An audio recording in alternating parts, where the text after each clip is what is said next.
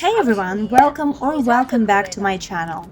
I'm Dirain and I'm all about stories, whether through dramas, novels or any other form of media. Today we continue diving into the drama and novel Lost You Forever.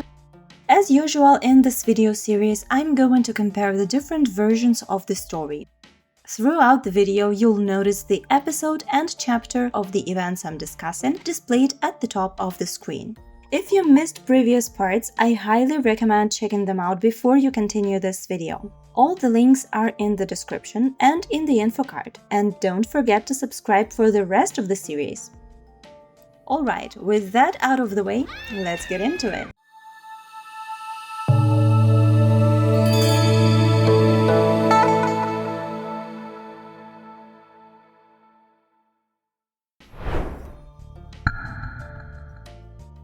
We start the episode with the quote-unquote masterful acting from Yiying, who tries to persuade Jin that she is a very loving and heartbroken girl who cannot wait to marry him. He doesn't seem very convinced, but is too polite to say outright that she is lying and he knows it. So their back and forth has to continue. Of course, there is no such scene in the novel.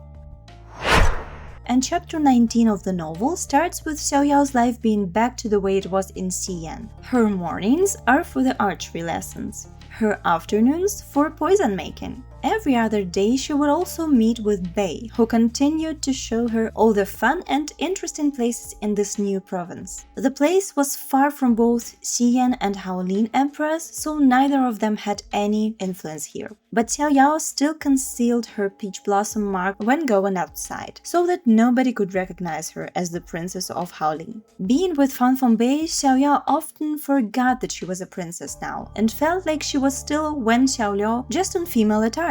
Xiao was like an ordinary goddess with a very low power, and Bei was like a general who took off his armor and resumed living the ordinary life. Nobody paid them much attention, so they could continue living their best lives. Also, Xiao came to understand what it meant for Xianliu to be Fan Bei. He wasn't pretending, he was being himself, but it was like he has taken on an easy task which didn't require a lot of effort. What it meant for him to be Xianliu, she didn't know and didn't dare to ask. As the novel describes their time together, we get a brief mention of Bei's relationship with money. 没钱。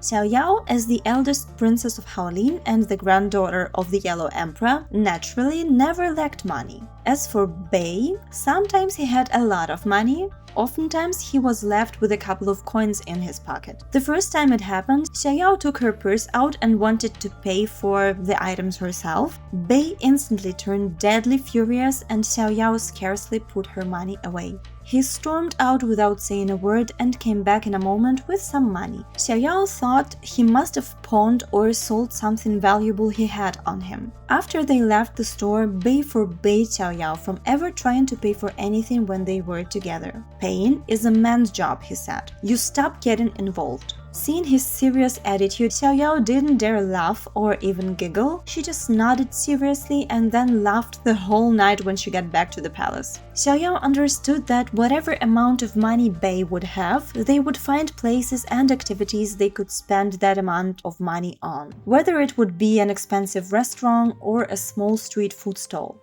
From time to time, they also visited gambling dens to win some money for their strolls. In the drama, we see a somewhat similar scene. Xiao and Bei are in a tavern, and as the waiter comes for the pay, he starts humiliating Bei for not having the money and not letting the lady pay as well. Bei looks so furious that Xiao even thinks he's about to kill the waiter for his words. Bei replies that he's going to pawn something and come back, and Xiao can't hold her laughter. Now, in the scene before, when Tu Shanding was once again trying to persuade Yiying to cancel the engagement, he told her that the Tushan clan will provide her with a good dowry and support her family. And we see the stark contrast between the two men once again. Jin has power and money, but Xianliu must work hard to even take Xiao somewhere. And I like that we see that in the drama, because the difference between their statuses is important to acknowledge. Speaking of Jin, we get two more scenes that weren't in the novel. First of all, he finds out that his grandmother never intended to cancel the engagement and has even chosen the date for the wedding. Nevertheless, she allows him to take the woman he loves as a second wife. What? But Xiao, the eldest princess of a large kingdom, could never be someone's second wife, and Jin knows it. And he himself wouldn't even marry anyone except Xiao, let alone make her the second wife. Jin asks Sanquan to help him get a letter to Xiao, and Sanquan harshly refuses. He reminds Jin that he has to cancel the engagement first before he attempts to see his sister. In the novel, we read about the engagement and the second wife much later, and there are no problems whatsoever between Xiao and Jin at this moment. They meet at the Cao peak from time to time and also explore the Chenrong mountains. There is also a mention in the novel that Xiao never concealed her spending time with Bei, and Jin never mentioned it as well. She secretly wanted Jin to ask, but thought that he couldn't dare bring it up, thinking he had no right to do so. And so, another year went by. Many months later. In the novel, the drama does its usual thing with a timeline where we have no clue about the passing of time. We see Bei testing Xiaoyao's archery in the drama, where he says that she could use a better bow to learn some sophisticated skills. As he says that, Xiaoyao jokes about who will buy this new bow, remembering the scene with the money early on. So it really seems that it happened just recently, not a year ago. I like their small exchange and the tiny smile on Bei's face after he throws a snowball at Xiao. He's acting childish, and it is a new side of him. The novel has no scene with testing Xiaoyao's skills. We read that after 4 years of practice, Xiaoyao's skills were moderately developed and her old bow wasn't suitable for her anymore. Bei took her to one of the stores owned by the Tushan clan, and Xiao wore one of her best dresses made out of very expensive material. She knew that in order to see the best goods, one needed to show that they have enough money to pay for them. Xiao never asked Bei about who will pay for the bow in the novel. Also, in the novel, Bei asked the salesman to bring out the best weapons made by the famous Jin Tian family. After the man gave them a long look and found them rich enough to pay, they went to check the weapons in the backyard. In the drama, Xiao spoke to the salesman herself and simply told him that the price doesn't matter. The novel Xiao bravely takes all bows into her hands, trying to pull the string and noticing the differences between them. In the drama, Xiao looks at the bows helplessly, not knowing where to start, and Bei gives her the red one. In the novel, she tried to pull the string on the small red bow, but couldn't move it at all, so she put the bow aside at first. And that's when Bei gave her this bow back. He told her to try it again, but Xiao still couldn't manage to do that even after several attempts. Bei in both versions came to help her with her posture, and Xiao was able to shoot the arrow and hit the target perfectly. She happily exclaimed that this bow is exactly what she wants, and then she heard Ye Ying calling Bei. In the drama, we see Bei noticing Jin after Xiao shoots the first arrow. He tells nothing, he just glances at Jin and gets another arrow for Xiao. Then he leans closer to her and tells her with his honeyed voice that she has to feel the bow and work with it. Xiao shoots another arrow, and this whole time Bei has an expression of a cat that found an infinite source of treats. Xiao, not seeing Jin or Yi Ying, is happy and relaxed as usual and smiles happily at Bei. The novel never mentions that Bei saw Jin, so the drama is making the scene a small competition moment between the two men, where Bei kind of says, "Look, she lets me get this close to her. I'm the real competition here. I'm the real deal." Bei is overly seductive here, especially for Jin to see, and it really shows.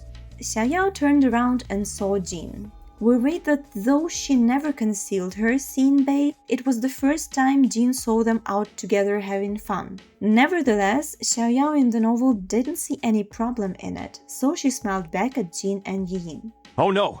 Xiao in the drama, on the other hand, looks like she was caught red-handed and is visibly uncomfortable. And Jin threw a glance at them in both versions. But only in the drama did he call Bei second brother, referring to him being his future brother-in-law, which made Xiao even more uncomfortable than she already was. Yin was rather happy seeing Bei's hand on Xiaoyao's waist and the other hand on her hand holding the bow. She asked Bei if he was teaching Xiaoyao archery. We read that he released Xiaoyao and smiled warmly. Xiaoyao knew exactly what he was thinking, because 4 years before that she herself had a misconception that he suggested to teach her archery only as a pickup move. The drama Yin says that Bei had been teaching Xiaoyao for some time now, and Xiaoyao herself answers that it is true and then calls him by his name again. Yin demonstrates her incredible archery, but in the drama she stands with her back facing the others, whereas in the novel Xiaoyao could clearly see her facial expression and noticed her eyes filled with rage and disgust, as if the training dummy was the person she hated with her entire being. She shot 1 arrow hitting the throat and 2 more arrows at the same time hitting both eyes instantly. Her whole demeanor has changed to a ruthless and cold one. Prepared to die. Then she smiled and apologized for showing off a bit. The drama Xiaoyao decided to vent a bit and started praising Yin for her skills and beauty. She went as far as to say that no wonder everyone calls her and Jin a perfect match, and saying that Qingqiu Gongzi is a lucky man. This all didn't happen in the novel. Xiaoyao tells Bei he should teach her how to be as good as Yin, and in the drama she once again uses his first name, unlike the novel. Bei answers that she might never be as good as Yin. And Yin tells Bei to teach the princess good. As she does, Bei and Xiaoyao smile at each other, making Jin choke up in his anger.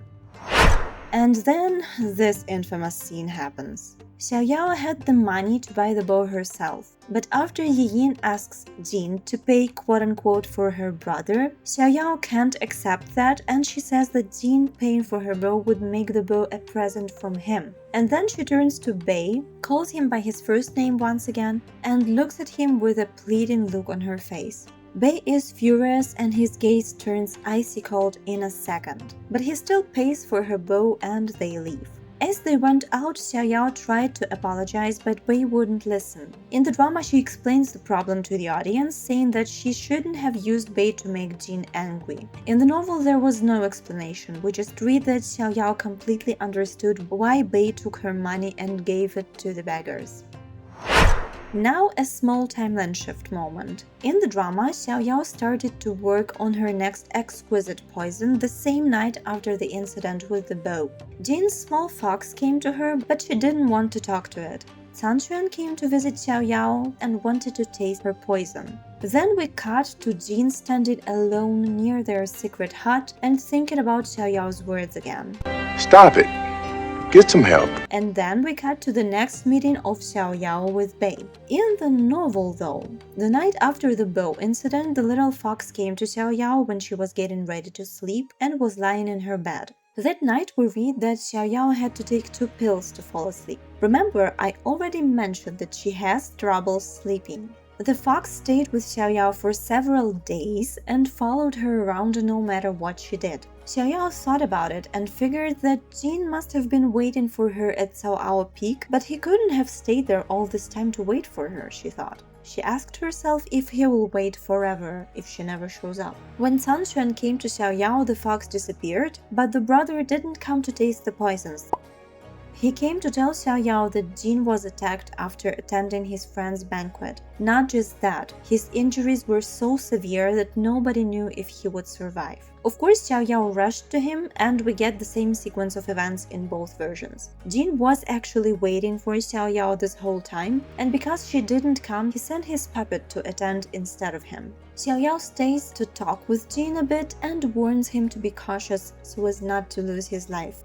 We see that Tushanjin started acting against his brother, thinking that he was the one behind this assassination attempt. In the novel, Ho openly admitted being the one behind it to Jin, which he didn't do in the drama. But the drama showed us behind the scenes of the attempt, from the moment Yin suggested to Ho that they could kill Jin, to the scene where Ho reassures Yin he doesn't blame her for what happened afterwards. We see a shadow in his eyes, and can only wonder what he really thinks about it. Then the novel's timeline comes to Xiao making a poison for Xianliu and Canshuan coming by. In the novel, Canshuan asks Xiao if she is going to give this beautiful poison to someone, and she replies that it's a secret. Xuan lets out a sigh and says that he can't decide if she likes or hates that person. But he didn't just come by without a purpose in the novel. He came to tell Xiao that Fanlong asked him to put a word for him. We see that conversation happening at the very end of the episode with some changes, but I won't mention them. Now the scene in the dance hall, for a change, is quite identical in both versions, so there's not much to say other than it happens right before Xiao travels to Xingyue and Fanlong in the novel, but not before the assassination attempt on Jin, as it was in the drama. With that, we have come to the end of this video. I hope my analysis brought you joy and made you see something differently, or simply reminded you of the beauty of the novel and its complex view of the main characters. Thank you for watching till the end, leaving a like and commenting. Stay healthy, happy and take care of yourselves. Till the next video!